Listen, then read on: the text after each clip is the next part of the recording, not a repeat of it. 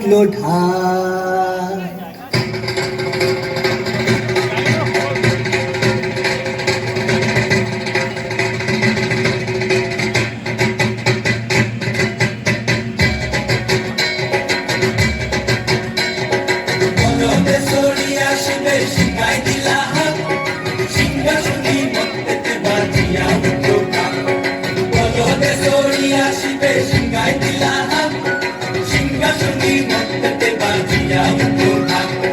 শিবের সঙ্গে কার্তিক গণেশ লক্ষ্মী সরস্বতী, শিবের সঙ্গে কার্তিক গণেশ লক্ষ্মী সরস্বতী, আশ্বিন মাসে বাপের বাড়ি আসেন ভদ্র